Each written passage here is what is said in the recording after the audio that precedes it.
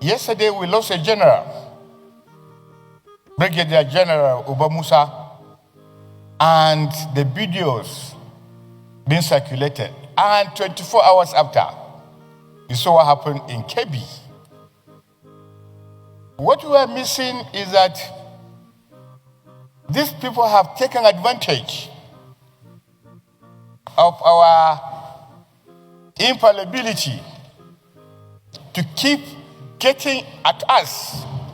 Imagine if any one of us has a daughter now in captivity in Kebbi. Will you be sleeping? Is it possible for you to survive when your own daughter is taken?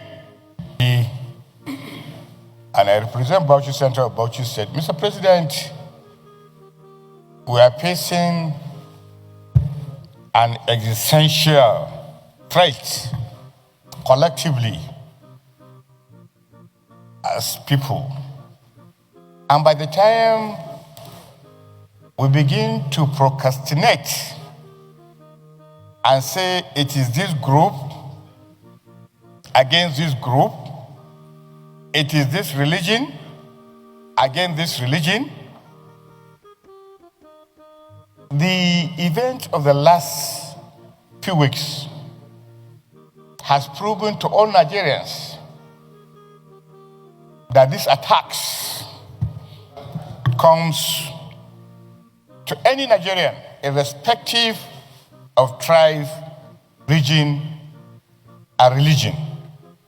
And therefore, Mr. President, the more we begin to see ourselves as being victims of these terrorists, the better for all of us.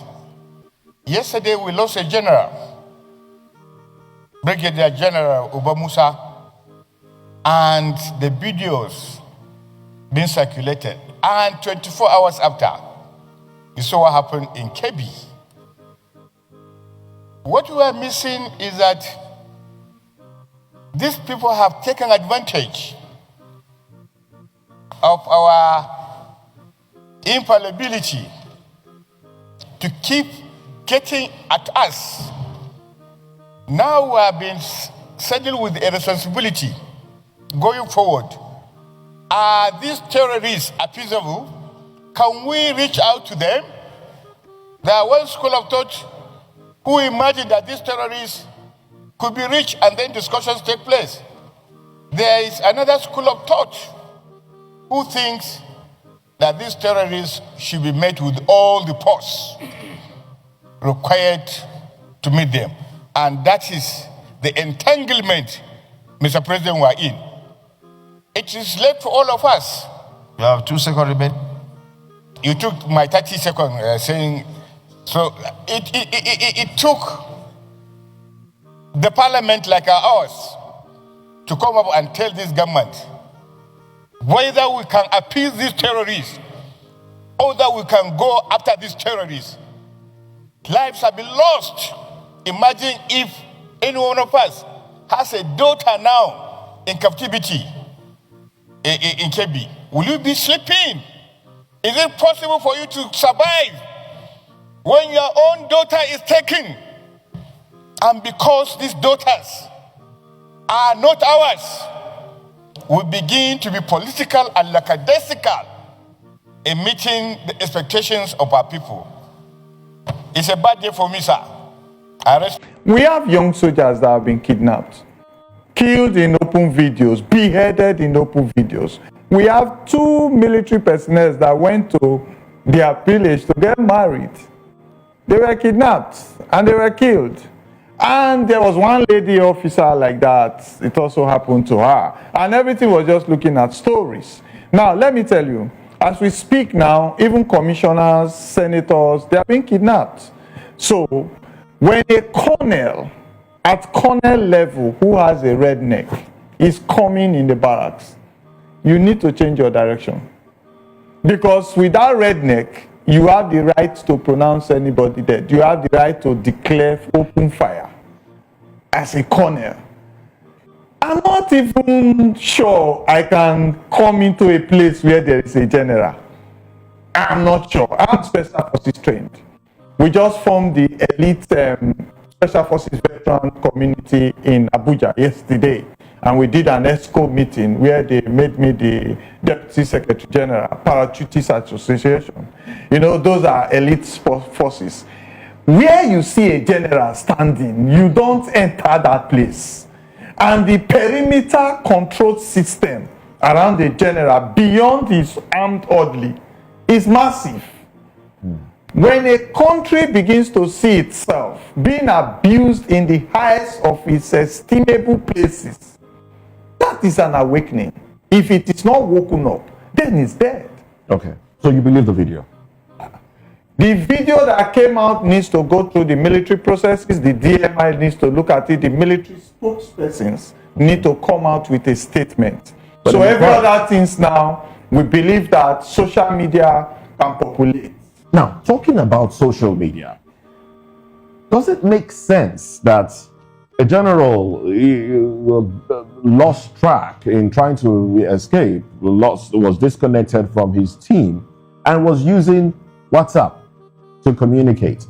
Does it make sense that he was sending videos of his location via WhatsApp, a social media application? What does that say, assuming this is true? Because I have a problem believing this. But assuming this is true, what does that say to reconnaissance? No, I would like to put it like this, because it will be like we are looking at the flame. We are not looking at the embers that boost the flame. What does that say about the Tucano that there was so much hype about?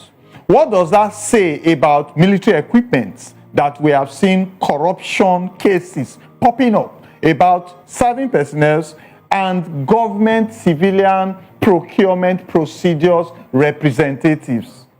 How do these things amount to the budget for military and the physical accessibility of those military gadgets, equipment, platforms that military personnel are supposed to deploy when they are in dilemma or they need to create an attack? Now, if a general don't have devices on him that he could geolocate to wherever he is, if a general is moving without him doing video on WhatsApp, can't we permutate from the DMI office or system to know where the general is, especially when he's on active combat? We don't need to be mentioning devices here. I know where my son is right now in Texas. My daughter in New York knows where I am right now as I sit here. So if we don't know where a general is, then he needs to use a public system. Then that also tells you about where the country is in preparation. Can I just say the failing of the legislature is very loud, especially with the news you spoke about the U.S. Congress. This is what the Nigerian Senate ought to be leading. This is calling for people to come forward. Their silence is actually really loud. Yes. Aside from the Senate President, Senator Akpabio, saying over the weekend that the president's handling it, what has the Senate done? Look at their counterparts in the U.S. Should the U.S. be leading on this? Yes, Nigeria should take ownership of this. We have religious leaders, like I said, on the U.S. Capitol. They're asking them to come forward. They're even opening an inquiry and asking them to come forward.